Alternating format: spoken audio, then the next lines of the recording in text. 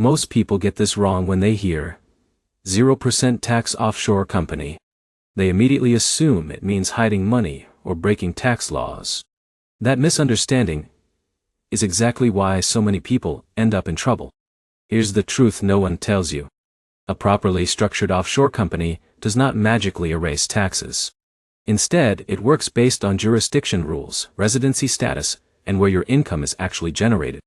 In this video, you will learn how legal tax optimization works using offshore companies in 2026. We will break down how income is classified, how offshore structures are used, and what actually makes a 0% tax scenario possible. And in a minute, I'll show you the biggest mistake that causes people to accidentally create tax obligations in 2 countries instead of 1. Let's start with the basics. When people talk about offshore companies, they are usually referring to entities formed in jurisdictions with 0 or low corporate tax.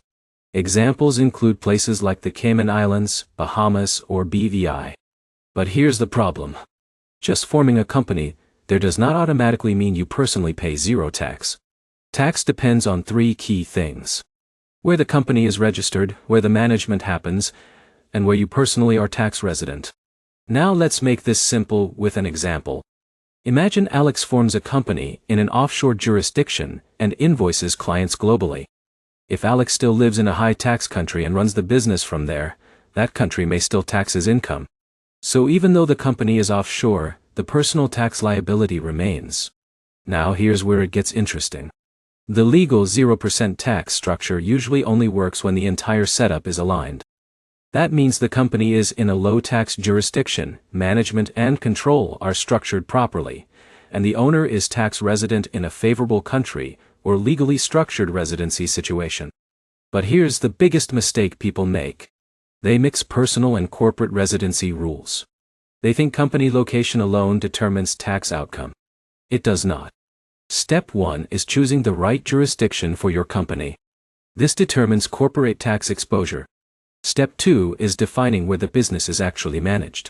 This is called management and control, and tax authorities care about it more than the registration address. Step 3 is aligning your personal tax residency. This is often the deciding factor in whether income is taxed or not. Step 4 is ensuring banking and compliance are consistent. Banks will review your structure and expect clear documentation of your business activity. Finally, everything must be legally documented. Any mismatch between where you claim to operate and where you actually operate creates risk.